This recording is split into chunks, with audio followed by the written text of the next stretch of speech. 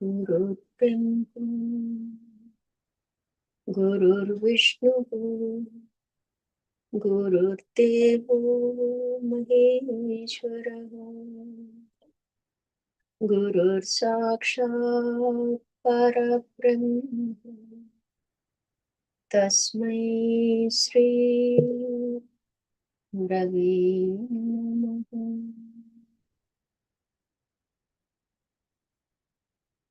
ब्रह्मानन्दं परमसुखदं केवलं ज्ञानमूर्तिं द्वन्द्वातीतं गगनसदृशं तत्त्वमस्यादिलक्ष्यम् एकं नित्यं विमलमचलं सर्वधी साक्षिभूतं मावातीतं त्रिगुणरहितं सद्गुरुं तं नमामि।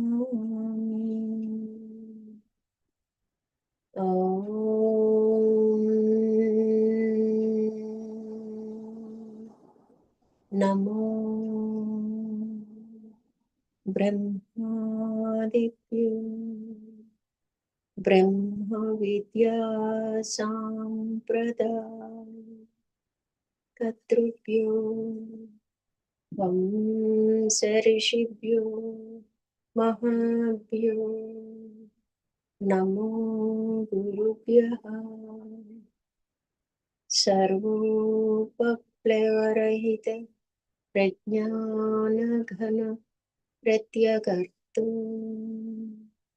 ब्रह्मैवाहमस्मि अहं पदार्थरहितः सदाशिवसमारम्भां व्यासशङ्करमध्यमाम् अस्मदाचार्यपर्यन्तां वन्दे गुरुपरम्पराम्।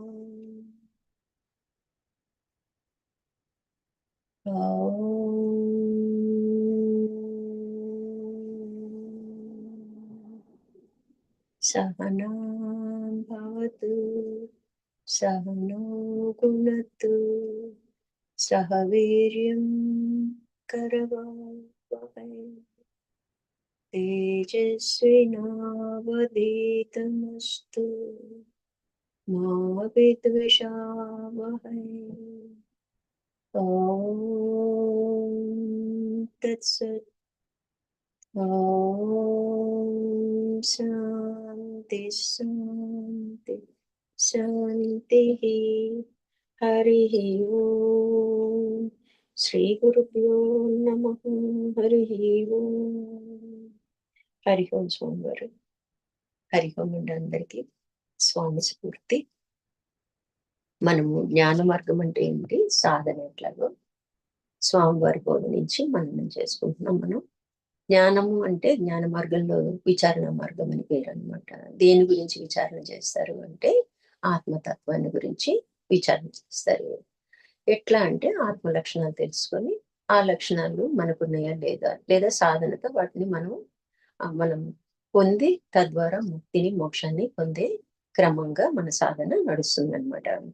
అయితే ఇక్కడ మనకి గురువు అనేవారు తప్పనిసరిగా ఉండాలన్నమాట. గురువు పట్ల భక్తి ఉండాలి, విశ్వాసం ఉండాలి. అప్పుడే ఆయన చెప్పింది మనం ఆచరించగలుగుతాం, త్వరితంగా మనం మోక్షాన్ని పొందగలుగుతాం అనమాట. అయితే మనం సాధన చెయ్యాలి అంటే ముందు మన శక్తి సామర్థ్యాలు తెలియాలిగా మనకి. ఎలాగూ అంటే వాటిని గుర్తించి వెలికి తీయగలగాలన్నమాట. అలా గుర్తించి వెలికి తీయటాన్ని యోగం అని చెప్తారు. అనేక యోగ పద్ధతులన్నీ కూడా వీటి కోసమే కేటాయించడం జరిగిందన్నమాట. అయితే ఇక్కడ మనకి అసలు మనలో ఉన్న బలాలేంటో ఎలా గుర్తించాలి? ఎలా వాటిని సాధనలో ఉపయోగించుకోవాలి అనేది, ఎలా మనం ప్రయాణం దిశగా అంటే మోక్షం అనే లక్ష్యం దిశగా మనం ఎలా ప్రయాణం చేయాలనేది స్వామివారి బోధ నుంచి మనం గ్రహిద్దామండి. స్వామివారు ఏం చెప్తున్నారంటే, మనిషి అనేవాడికి శరీర బలం ఒక్కటేనా? ఇంకేమన్నా ఉన్నాయా అంటే ఉన్నాయి. ఏంటి అంటే ప్రాణబలం ఉంది, మనోబలం ఉంది, బుద్ధి బలం ఉంది. వీటన్నిటికి ఆవల ఆత్మబలం అనేది కూడా ఒకటుందనమాట. అయితే మనకి ఈ బలాలన్నిటిని మనం ఎట్లా ఎలా పాటిస్తే, ఎలా వ్యవహరిస్తే దాన్ని బయటికి తీస్తాం, ఎలా కనుక్కుంటాం అనేదే యోగ పద్ధతులన్నీ కూడా అనమాట. మనలో పరిశోధన అనే ప్రక్రియ జరగటం ద్వారా మనలో సామర్థ్యాన్ని, ఆంతరిక సామర్థ్యాన్ని పెంచుకోగలుగుతాం అనమాట. ఇంకా ఇంకా ఏం చెప్తున్నారు? బుద్ధి బలానికి, మనకి శరీర బలానికి తేడా ఏంటి అంటే, అందరికీ ఒకే బుద్ధి బలం గాని, అందరికీ ఒకే శారీరక బలం గాని ఉండదు. ఎందుకంటే, చాలా మంది 10 కిలోమీటర్లు అవలీలగా నడవగలుగుతారు. మరి కొంతమంది అసలు కొద్ది దూరం గూడా నడవలేరు. ఓపిక లేనట్టుగా ఉంటూ ఉంటారనమాట. కానీ మరి ఆది శంకరాచార్యులు వారు ఆసేతు హిమాచలం వరకు కాలినడకన 4 సార్లు తిరిగారండి. మరి మరి మనం సాధన బట్టే క్రమంగా అది ఇప్పటికిప్పుడు అంటే కుదరదండి. మొదటి నుంచి కూడా మన సాధన క్రమం ద్వారానే మన శక్తిని, సామర్థ్యాన్ని పెంచుకుంటూ వెళ్ళగలుగుతాం అనమాట. అయితే ఎవరి బలాలు ఏవి ఎలా ఉన్నా కూడా బుద్ధి బలం ఎలా ఉన్నా, మనోబలం ఎలా ఉన్నా అందరికీ మోక్షం అనేది మటికి ఒక్క తీరుగానే ఉంటది. అందరికీ సమంగా అనమాట మోక్షం అనేది. అయితే ఎవరి వాళ్ళ శక్తి సామర్థ్యాలను బట్టి వాళ్ళు ఆ మార్గంలో ప్రయాణం చేసి చివరికి చేరుకునే గమ్యం మటికి ఆత్మతత్వాన్ని తెలుసుకోవటమే అనమాట. దాన్నే మనము మోక్షంగా చెప్తాం అనమాట.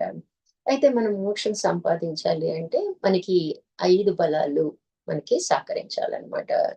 వీటిల్లో ఇవి ఎలా ఉంటాయి? శక్తి రూపంలో ఉంటాయన్నమాట. శక్తి అంటే కదలకుండా, వ్యవహరించకుండా మానదనమాట. అయితే ఇక్కడ మనకి ప్రపంచంలో అంటే విశ్వంలో ఎలా ఉంది? అయస్కాంత శక్తి ఉంది. అంటే విశ్వంలో భూమే పెద్ద అయస్కాంతం. లేకపోతే మనం అదెలా ఉంటది? ఎంప్టీనెస్‌లో ఉంటాం. గాలిలో ఉంటా ఉంటది. ఆకాశంలో వేలాడుతున్నట్టు, శూన్యంలో వేలాడుతున్నట్టు ఉంటది. మరి అలాంటి దాంట్లో మనం ఎలా స్థిరంగా నడవగలుగుతున్నాం అంటే ఆకర్షణ, అయస్కాంత ఆకర్షణ వలన స్థిరంగా నడవగలుగుతూ ఉంటాం అనమాట. అలాగే ప్రకృతిలో ఇంకా అనేక రకాలైన మనకి శక్తులు ఉండటం జరిగిందనమాట. అవేంటి అంటే అవి ప్రకృతిలో ఎలా ఉన్నాయో పంచభూతాలున్నాయి. అలాగే ఆక్సిజన్ ఉంది. ఇవన్నీ ప్రకృతిలో ఎలా ఉన్నాయో, మన శరీరంలో కూడా అవే కాంపోనెంట్స్‌తో ఉన్నాయి. అయితే అక్కడ విశ్వంలో వ్యాపకంగా ఉంటే, మనలో పరిమితంగా ఉన్నాయన్నమాట. అందుకని వాటిల్ని బయటికి తీసే ప్రయత్నమే మనం చేస్తూ ఉంటాం అన్నమాట.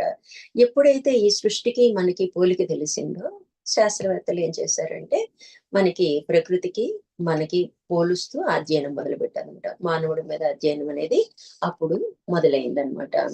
అలాగే మానవుడికి అధ్యయనం చేసే శక్తి ఉందా? లేదా? అంటే ఉంది. తన శరీరాన్ని తను అధ్యయనం చేసుకోగలడు. తన తన బుద్ధిని తను అధ్యయనం చేసుకోగలడు. తన ప్రాణం గురించి కూడా తను అధ్యయనం చేసుకోగలడనమాట.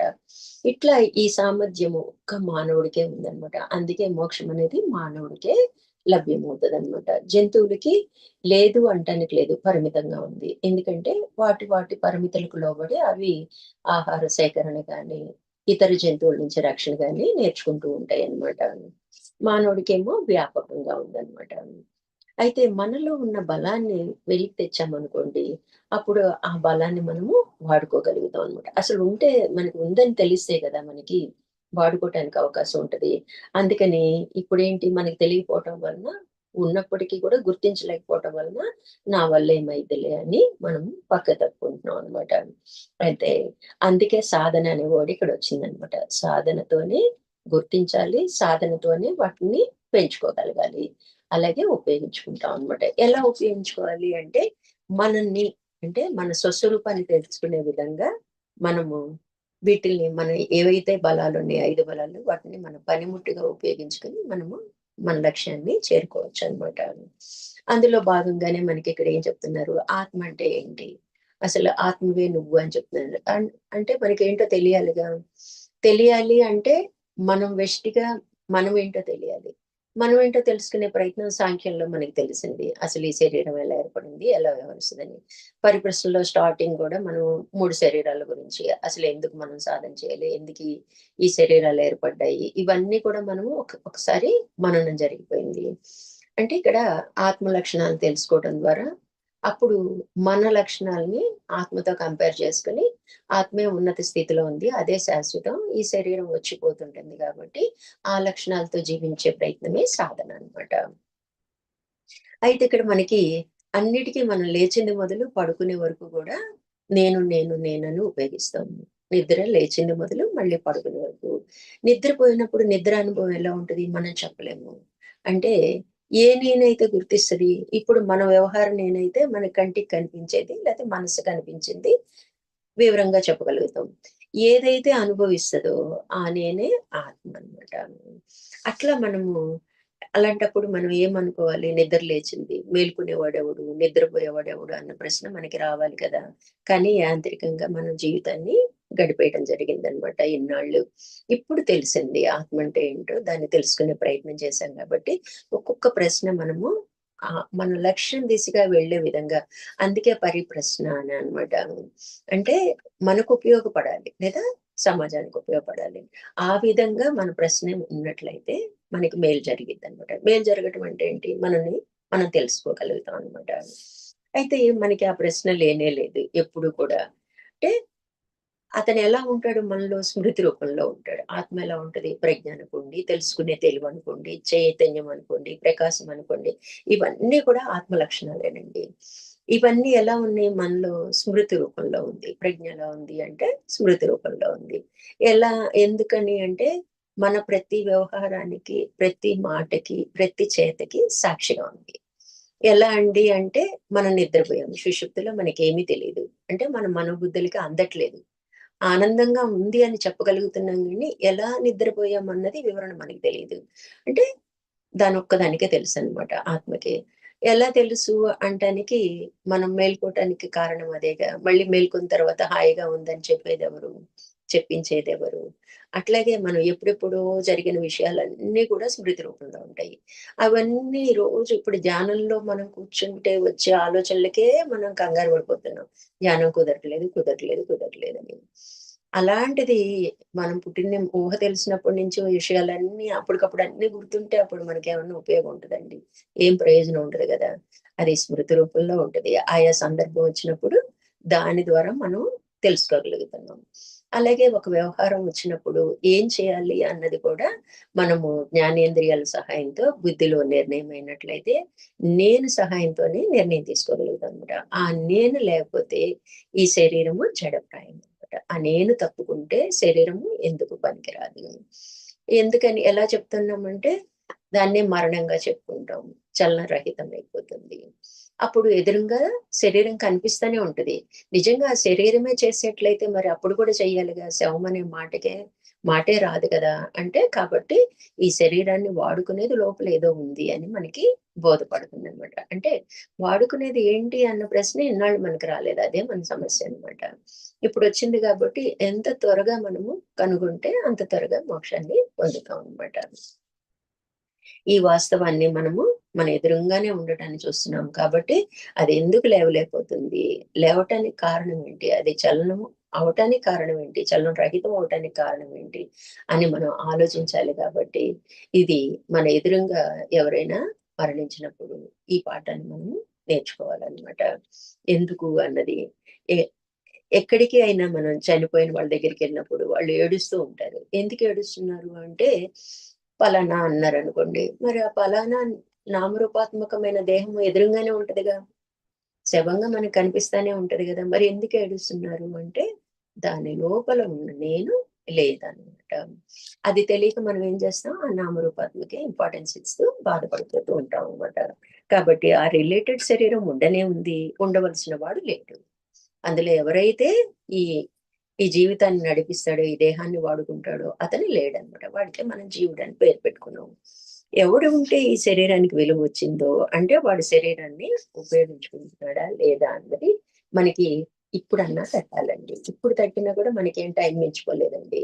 రెప్పపాటే మన మోక్షం అనేది. రెప్పపాటులో మనం అవగాహన విని విని విని విని విని స్ట్రైక్ అయిద్దండి. మనం ఎవరైనా చెప్తామండి, ఎవరికైనా ఒక వస్తువో ఒక విషయమో చెప్పమన్నారండి, మర్చిపోయాను. సరిగ్గా వాళ్ళు కనిపిస్తారు. వెంటనే వెలిగిద్ది గదా! అరే! మర్చిపోయాను నీకు ఆ మాట చెప్పమన్నారు అని, లేదా ఆ వస్తువు ఇవ్వమన్నారు అని. అట్లా అంత షార్ప్‌గా గూడా ఆత్మ గూడా అలాగే స్ట్రైక్ అయిద్దండి. ఎందుకీ సత్సంగాలు, ఈ స్వామివారి బోధలు, మళ్ళీ మననం చేసుకోవడం ఎందుకు, ఈ శాస్త్రాలు చదవటం ఎందుకంటే, వినగా ఎందుకంటే అది మనకెక్కడి నుంచో రాదండి. మనలోనే ఉంది. ఆల్రెడీ స్మృతి రూపంలో ఉంది. ఆ! మనకి అది వెలగాలనమాట. బల్బ్ ఎలిగిందంటారు గదా! అట్లా అవును కదా! నేను ఆత్మని కదా! అన్నది మనకి ఎప్పుడైతే అట్లా ఎలిగిద్దో, ఇంక మనం ముక్తులమనమాట. దానికోసమే ఈ సాధన, ఈ తపనంతా అనమాట. సాధన ఎందుకండి? అది మనం వింటుంటే వస్తది కదా! అంటే, మరి ప్రపంచ విషయాలన్నీ మనం మునిగిపోయి ఇంకెక్కడా కనపడని విధంగా మన మీద ఏసేసుకున్నాం మన అంతఃకరణ మీద. మరి నెమ్మదిగా సాధనతో మనం ఏం చేస్తున్నాం, ఇది జీవ లక్షణాలు కాదు, దివ్యత్వ లక్షణాలు ఉండాలి మనకి అని మనం మార్చుకునే ప్రయత్నంలో అంతఃకరణాన్ని శుద్ధి చేసుకుంటూ, మనం ఏదైతే రాగద్వేషాలకు లోనవుతూ మనము ఎలా ఫీల్ అవుతున్నామో మంచి చెడులని ఇలా ఇవన్నిటిని తొలగించుకొని సమత్వ భావం ముందు ఏంటంటే అందరూ సమమే. మనందరం ఒక్కటే. ఎవరు తెచ్చుకున్న కర్మలు వాళ్ళు అనుభవిస్తారు. కాబట్టి ఒకళ్ళ మీద ఒకళ్ళ కోపం ఉండాల్సిన అవసరం లేదు. ఓకే అండి. ఎవరో మనకి నచ్చలేదు. ఎందుకు నచ్చలేదు అని అది ఆ వ్యక్తి యొక్క గుణాన్ని, ఓహ్! ఈ గుణంతో వ్యవహరించారు కాబట్టి ఈ విషయంలో ఇతను నచ్చలేదు. నేను అలా ఉండొద్దు. అంటే చెడ్డవాళ్ళ నుంచి కూడా మనం పాఠం నేర్చుకుంటాం. మంచి వాళ్ళ నుంచి ఎందుకు అందరూ పొగుడుతున్నారు, ఎందుకు ఇతను మహాత్ముడయ్యాడు అంటే, అతని మంచి లక్షణాల్ని మనం అలవరుచుకోవడం. అలా మన సాధన ఎప్పుడైతే పొడిగిస్తామో, ఒకానొక క్షణంలో మనకి రెప్పపాటులో జ్ఞానోదయం అయిద్దనమాట. అంతే. ఇప్పుడు మనం ఎంతో మంది వేమనని వీళ్ళు ఎంతో మంది జగ్గి వాసుదేవ్, సద్గురు వీళ్ళందరూ కూడా సడెన్‌గా ముక్తిని పొందినోళ్ళండి. అట్లా మనకి అలా ఒకానొక క్షణం కోసమే మనం ఇంత తపననమాట. ఇన్ని క్లాసులు కూర్చుంటున్నాం. ఇంతగా సత్సంగం చేసుకుంటున్నాం అనమాట. అది ఎలాగో కూర్చుంటున్నాం. గంట, గంటన్నర కూర్చున్నాం. శ్రద్ధగా వినాలండి. ఆ శ్రద్ధలో ఒకానొక పాయింట్ దగ్గర మనం విడిపోతాం అనమాట. అట్లా మనం ఎలా వాడెవడనే ప్రశ్న మనకి రావాలి కదా! అందరికీ ఆఖరి చెప్పుకు వెళ్ళమంటారు. ఎందుకు అంటే శరీరం నుంచి ఎట్లా కదిలే శరీరం ఎలా చలన రహితమవుతుంది? అంటే ఏం వెళ్ళిపోతే ఈ శరీరం ఇలా అయిపోయింది. ఏదో ఉంది. అది వెళ్ళిపోయింది. కనీసం అదన్నా గ్రహిస్తామనమాట. ఇట్లా మనకి భగవద్గీతలో గూడా మనము ఈ దేహం గురించి తాపత్రయాలు పడొద్దు. ఇది వస్త్రం లాంటిదే. మనము చిరిగిపోయిన వస్త్రం ఎట్లయితే విసిరి పారేస్తామో, ఇది ఉపయుక్తం కాదు అనుకున్నప్పుడు ఈ దేహాన్ని కూడా మనం వదిలేసి కొత్త దేహాన్ని ధరిస్తాము అని చెప్పడం జరిగిందనమాట.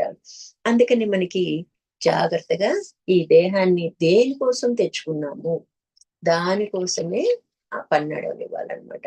మధ్యలో మనం చేరిపోయి సంగత్వం కలిగించేసుకొని రాగద్వేషాలకు లోనయ్యి ఇంకా జన్మల పరంపరలో మునిగిపోవద్దు. ఒకసారి తెలిసిన తర్వాత జాగ్రత్తగా మనం అడుగులు వేయాలనమాట. అట్లా మనం తెలుసుకోవటము బుద్ధి బలంగా ఉంటదనమాట. బుద్ధే గ్రహించగలిగిద్దండి. ఆత్మను కూడా బుద్ధే గ్రహిస్తదనమాట. అందుకని బుద్ధిలో ఏముంది అంటే విచారణ. ఇది ఎందుకొచ్చింది? ఎలా వచ్చింది? ఏంటి అన్నది విచారణ చేయగలుగుతాం అనమాట. అంటే అందరికీ బుద్ధి బలం ఉండకపోవచ్చు. బుద్ధిలో వివేకం, విచక్షణ ఉండకపోవచ్చు.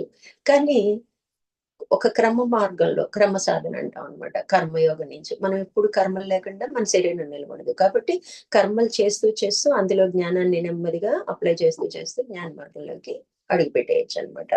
అట్లా మనకి అధ్యయన బలము. ఏదో ఒక శాస్త్రం చదవాలి. ఎంతో కొంత వర్డ్స్ రోజులో ఎంతో కొంత టైము కేటాయించాలి. అసలు స్వామివారు ఏం చెప్తారంటే 6 గంటలు అధ్యయనం చేయమంటారండి. అంటే అప్పుడు వద్దన్నా గూడా మనకి అందిపోద్దనమాట. సబ్జెక్ట్ అందిందనుకోండి అప్పుడు ఆచరణ ఈజీ అయిపోతుందనమాట. కొంతమంది మానసిక బలాన్ని కలిగుంటారు. అంటే వాళ్ళ ఆలోచన శక్తి అలాంటిదనమాట. ఒక పని చేయాలి అంటే ఒకే ఒక ఐడియాతో చేసేయగలుగుతారనమాట. అంటే అతని మనోశక్తి అంత గొప్పదనమాట.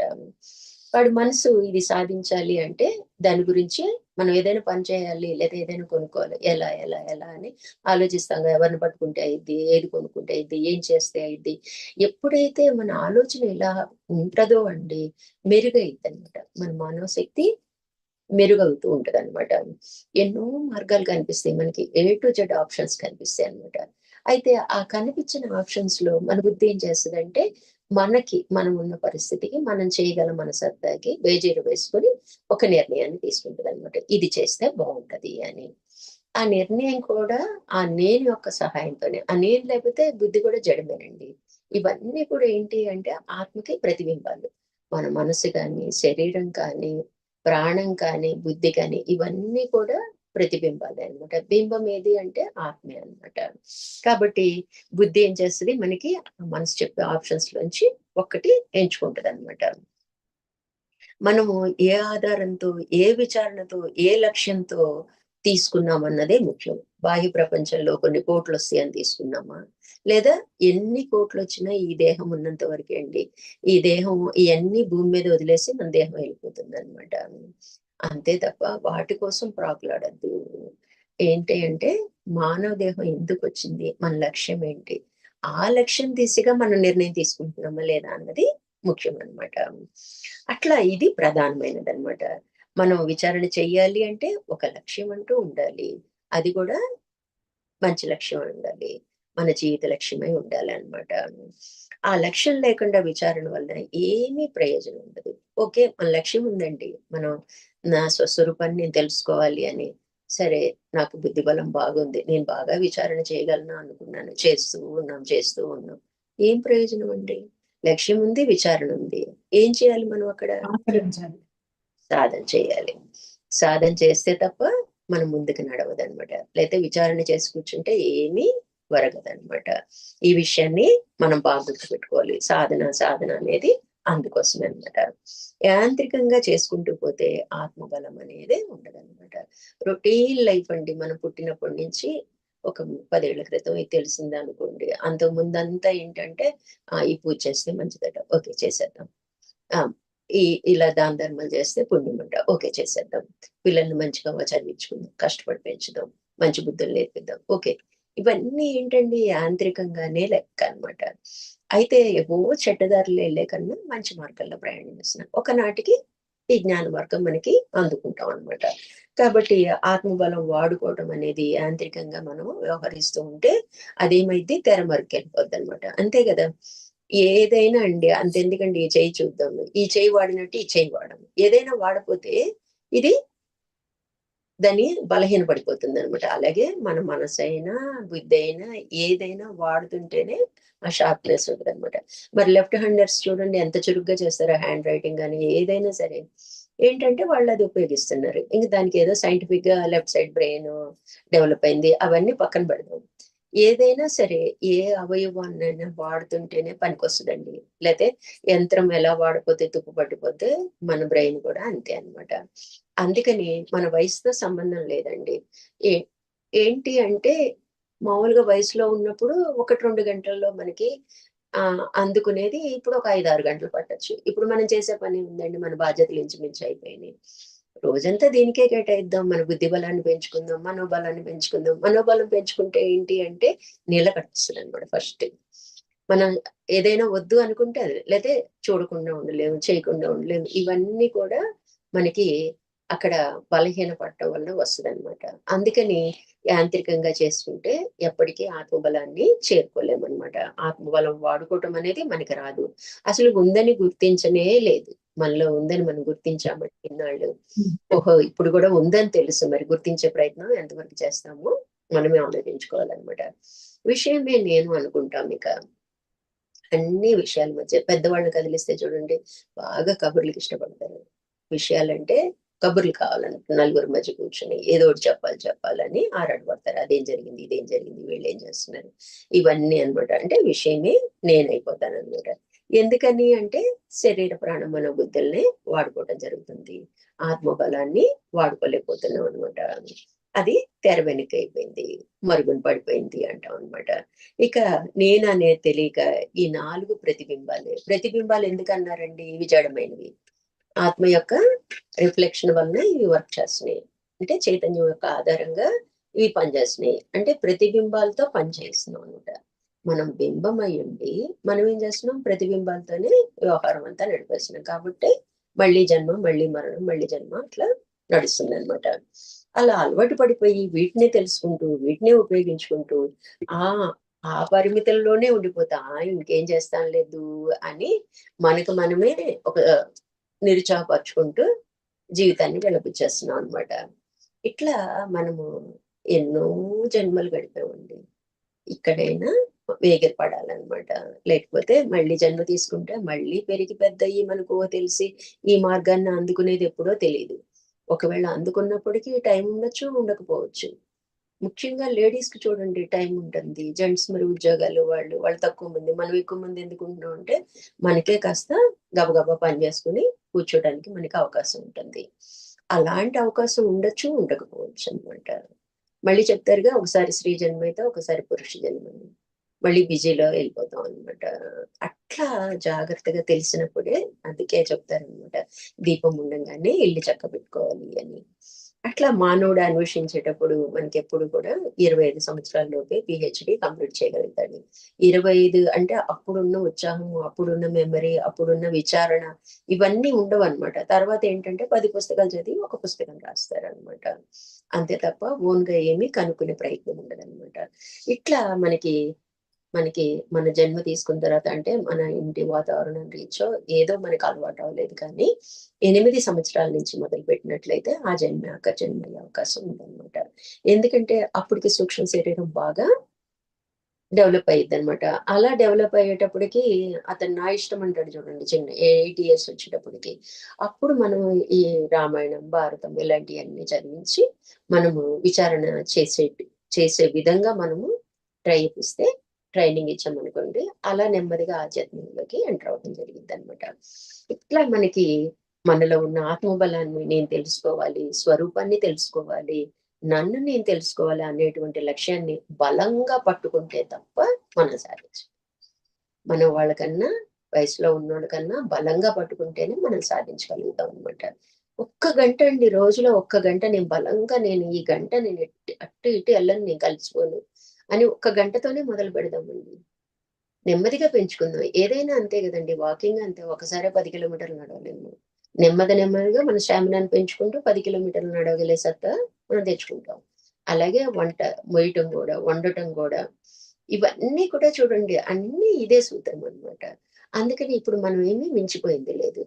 ఈ రోజు మొత్తంలో నేను ఒక గంట లేదా 2 గంటలు నేను సాధన చేస్తాను. ఈ 2 గంటలు నేను నా మరుపుకెళ్ళనివ్వను. నా సాధన నేను జాగ్రత్తగా చేసుకుంటాను.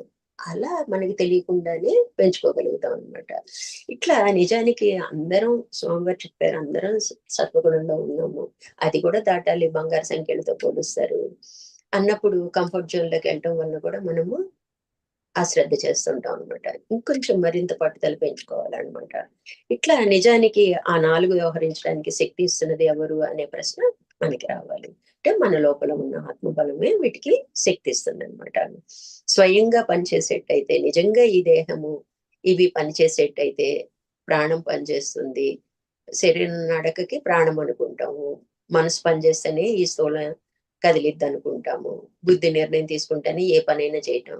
మరి ఇవన్నీ నిజంగా ఈ 4 పనిచేసేట్టయితే మరి శవం అనే మాట ఎందుకొస్తది?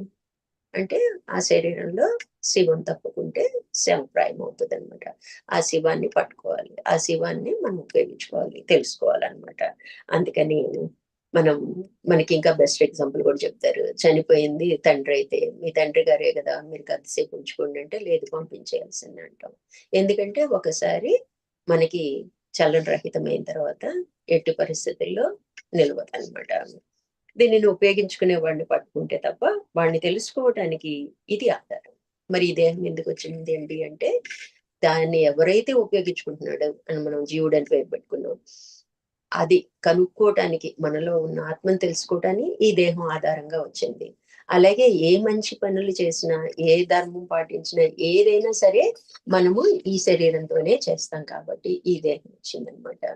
ఏ జ్ఞానాన్ని పొందాలన్నా గూడా ఈ శరీరం ద్వారానే పొందాలి. ఇప్పుడు మనం ఈ దేహం ఉండబట్టే మనము జ్ఞానాన్ని అర్థం చేసుకునే ప్రయత్నం చేస్తున్నాము. ఏ ఆనందాన్ని పొందాలన్నా శరీరం ద్వారానే.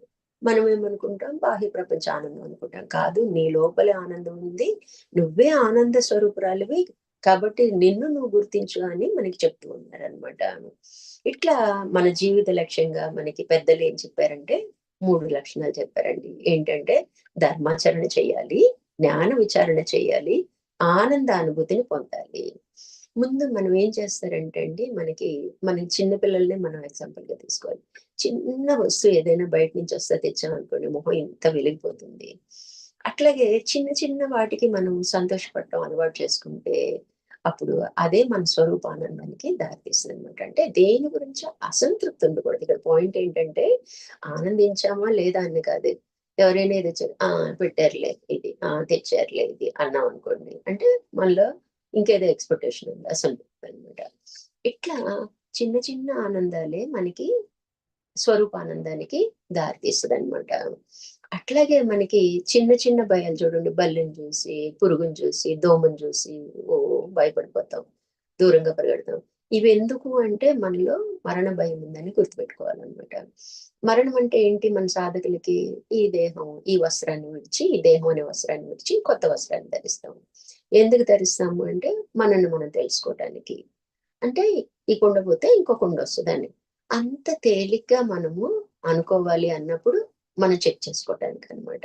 ఇట్లా ఈ 2 విషయాలు మనకి మన లక్ష్యం దిశగా ప్రయాణం చేస్తామండి. వాటి గురించి మనం విచారణ చేసినట్లయితే. ఏదైనా సరే ధర్మం పాటించు, ధర్మం పాటించు, ధర్మం పాటించు. నీ ధర్మం నువ్వు చెయ్యి. వాళ్ళెలా ఉన్నా సరే నీ ధర్మం నువ్వు తప్పక అని చెప్తుంటాం. అట్లాగే జ్ఞాన విచారణ చెయ్యి. అంటే ఏంటి? అసలు ఈ పని ఎందుకు చేసాం? ప్రతి కార్యానికి ఒక కారణం ఉంటది. ఆ కారణం ఏంటన్నది తెలుసుకోగలగాలనమాట. ఆ కారణం ఏదై ఉండాలి? మన లక్ష్యం దిశగా ఉందా? లేదా? అన్నది బేరీజు వేసుకోవటానికి విచారణ చేయాలనమాట. వాడు ఏ దేశం వాడైనా, ఏ వ్యక్తి అయినా గూడా ఈ 3 తప్పవనమాట. మానవుడిగా పుట్టాక ధర్మాచరణ, జ్ఞాన విచారణ, ఆనందానుభూతి 3 ఉండాలి. పాటించాల్సిందే. అయితే జ్ఞాన విచారణ వలన మనకి సంవాద రూపంగా ఉండాలి అంటున్నారు. అంటే గురువు, శిష్యుడు సంవాద రూపంగా ఉండాలి. ప్రశ్న అడగాలి, సమాధానం పొందాలనమాట. ఇట్లా మనకి 1-to-1గా తెలుసుకోవడం జరిగిద్దనమాట.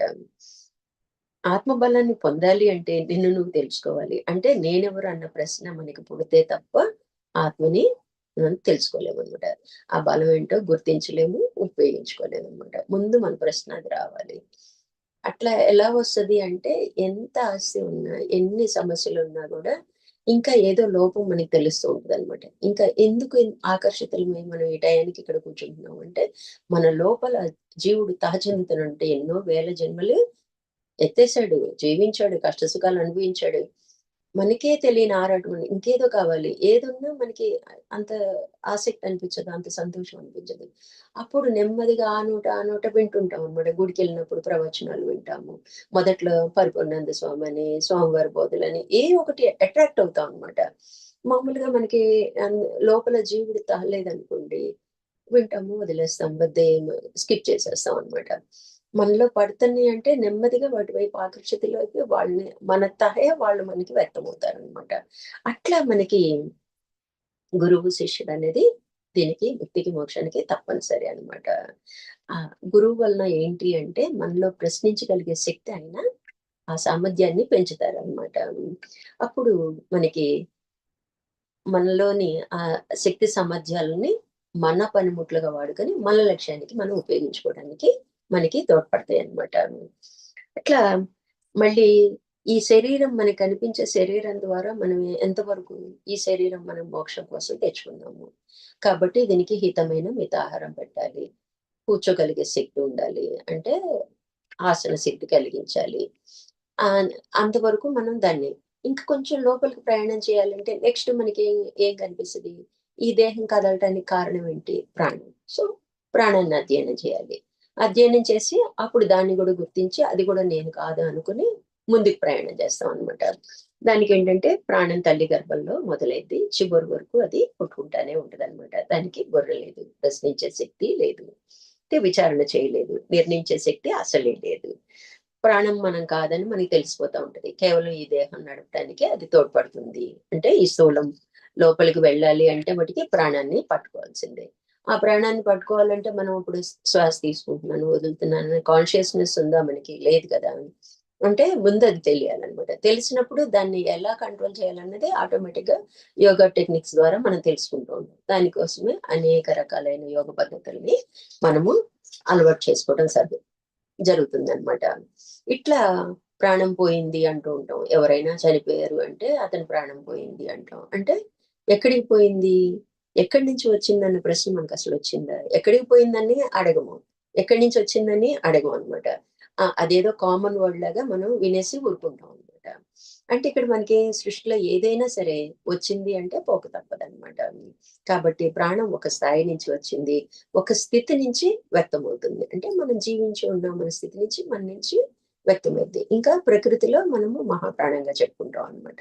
అది మరలా ఏమైపోతుంది, మళ్ళీ వెళ్ళి అక్కడే కలిసిపోతుంది అనమాట. అంతటా ఉన్న ప్రాణమే శ్వాస రూపంలో మనలోకి వస్తుంది, మనలో ఆ శక్తినిస్తుంది, దాన్ని ఉపయోగించుకున్నంతకాలం వస్తుంది. ఎప్పుడైతే ప్రాణం పోతుంది అంటే మళ్ళీ ఎక్కడి నుంచి వచ్చిందో అక్కడికే కలిసిపోతుంది అనమాట.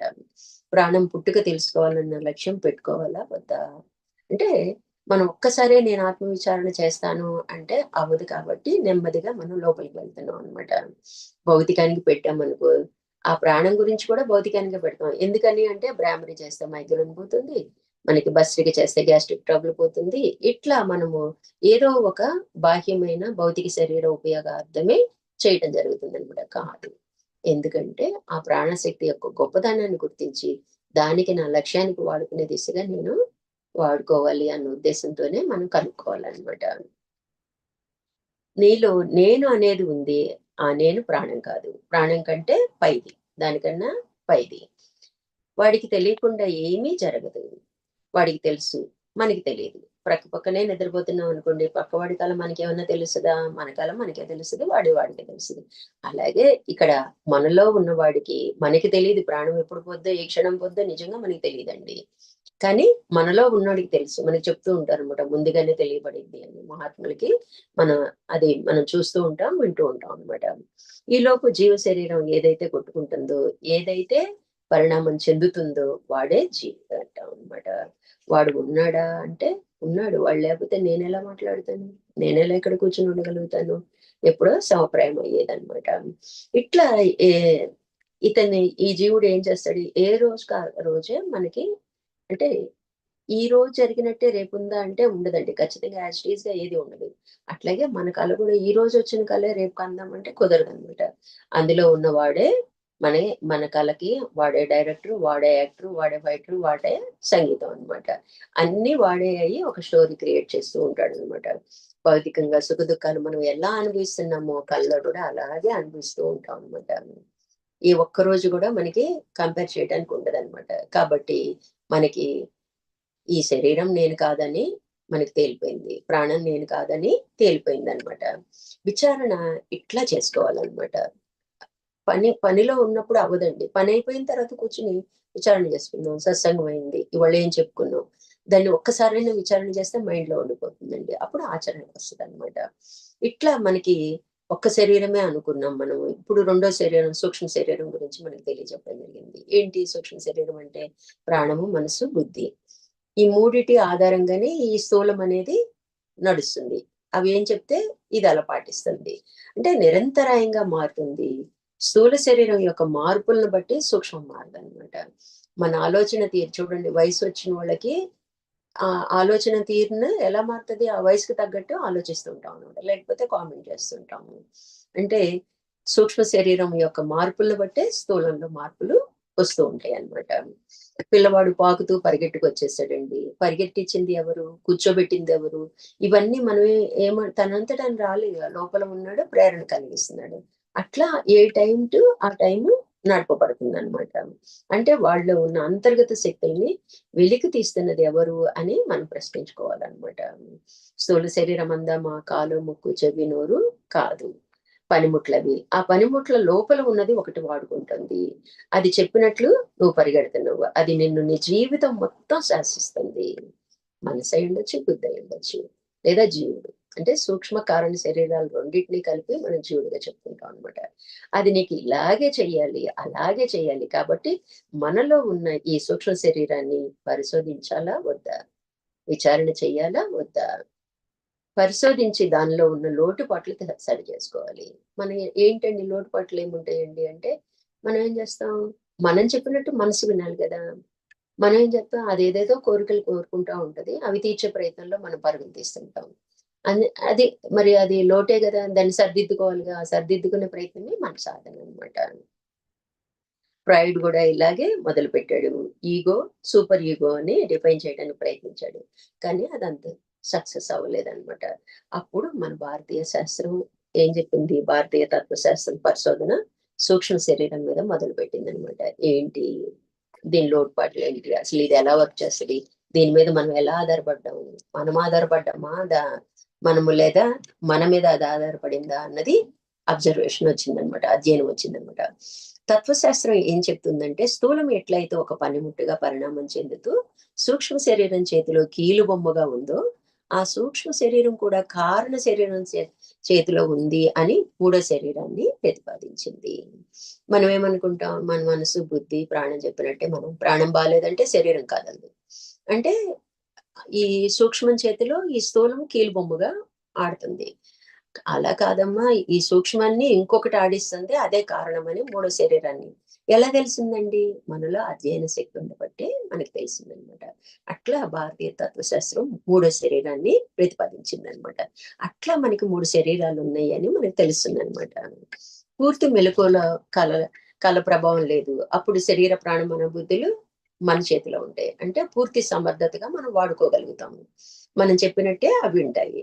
బుద్ధి కూడా మనం చెప్పినట్లే వింటుంది.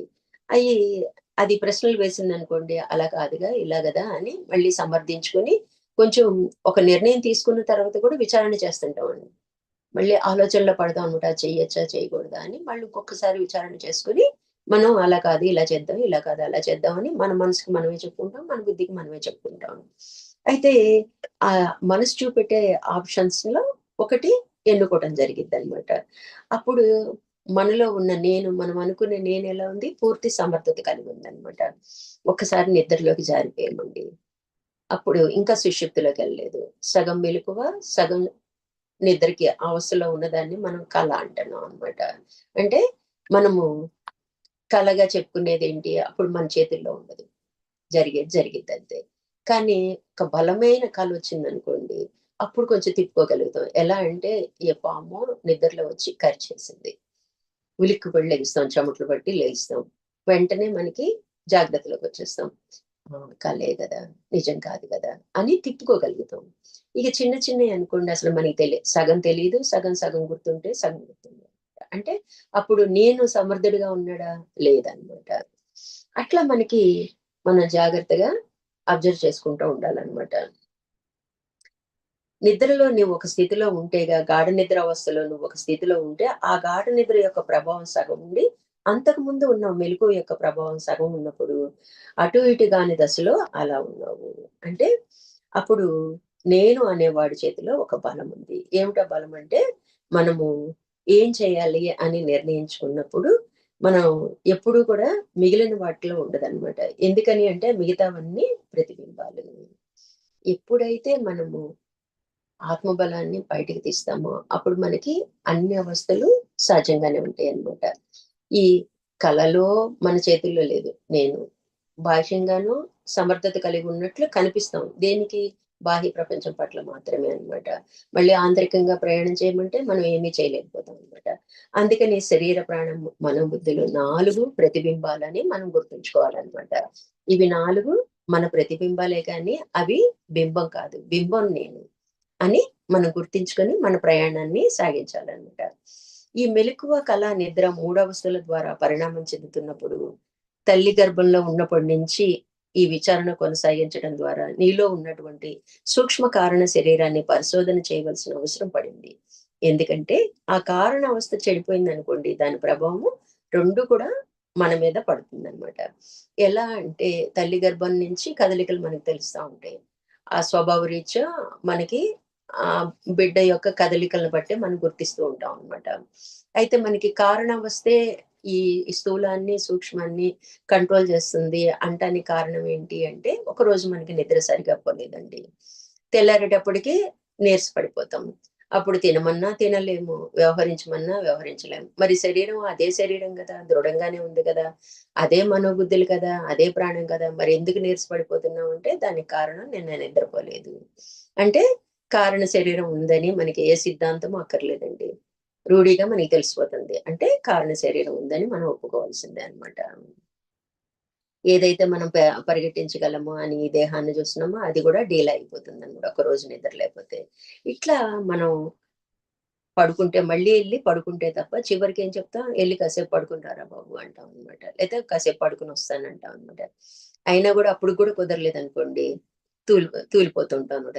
నుంచున్నోళ్ళం నుంచున్నట్టే నిద్ర కొరిగిపోతాం. కూర్చున్నోళ్ళం కూర్చున్నట్టే నిద్ర కొరిగిపోవడం జరిగిద్దనమాట. అంత ప్రభావం ఉంటదనమాట. కాబట్టి కారణ శరీరము ఏ స్థితిలో ఉంటే ఆ స్థితిలో మనము వ్యవహరిస్తాం. కాబట్టి కారణ శరీరం ఉంది. ఇప్పుడు మనకి 3 శరీరాల గురించి స్పష్టంగా తెలిసింది. మరి ఈ 3 శరీరాలు మనమా అందామంటే 3 కాదు. ఈ మూడిటిని ఏది నడిపిస్తుంది? చైతన్యం నడిపిస్తుంది. ఆత్మ నడిపిస్తుంది. అదే నేనై ఉన్నాను అని చెప్పడం కోసం ఈ ఒక్కొక్కదాన్ని మనం విడమర్చుకుంటూ వచ్చారనమాట. దానికి మనకి ఇంకేం చెప్తున్నారంటే, ఈ స్థూల, సూక్ష్మం ఆ కారణం మీద ఆధారపడి ఉన్నాయి. మన అనుభవం చెప్తుంది. సిద్ధాంతం అవసరం లేదు. ఇప్పటి వరకు ఆ ఆలోచన లేదు. అంటే మనకి ఆ విచారణే లేదనమాట. ఏదో నిద్రపోకపోవటం వల్ల నాకు డల్‌గా ఉందని చెప్పగలుగుతాం గానీ, అదే కారణమని మనం చెప్పలేకపోతాం అనమాట. ఏ రోజుకి ఆ రోజు యాంత్రికంగా నిద్రపోతున్నాము. ప్రశ్న లేదు, విచారణ లేదు మనకి. యాంత్రికంగా కలగంటున్నాము. యాంత్రికంగా మేల్కుంటున్నాము. మనకి చెప్తారు స్వామివారు చెప్తారు. కల రాలేదు అంటే మనం గుర్తించలేనంత సూక్ష్మంగా వచ్చుండొచ్చనమాట. ఏంటంటే నిద్ర లేవంగానే అద్దంలో చూసుకోమంటారనమాట. అంటే ఎంత ఫైట్ చేసామో నిద్రలో మనకి మన మొహమే చెప్తదనమాట. జుట్టు రేగిపోయి మొహం అంతా ఎలాగో ఉంటదనమాట. కాబట్టి మన లోపల ఉన్న వ్యవస్థని, వ్యవహారాన్ని, స్థితులను ఎప్పుడు కూడా పరిశోధన చేయటం లేదు. నిజమే కదండీ! ఇప్పుడు తెలుసుకుంటున్నాం. ఇప్పుడు విచారణ చేద్దాం. హ్మ్.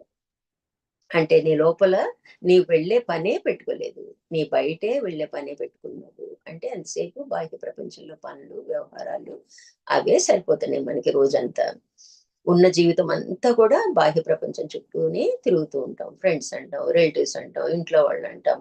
ఇంకేమీ మనకి టైమే లేదన్నట్టు బిహేవ్ చేస్తుంటాం అనమాట. బయట ప్రపంచంలోకి వెళ్ళటం ఈజీ అనిపిస్తుంది కాబట్టి, ఆంతరికంలోకెళ్ళాలంటే చాలా కోరికల్ని అన్నిటిని మనం అదుపు చేసుకోవాల్సుంటుంది. మనోబుద్ధుల్ని అదుపు చేసుకోవాల్సుంటుంది.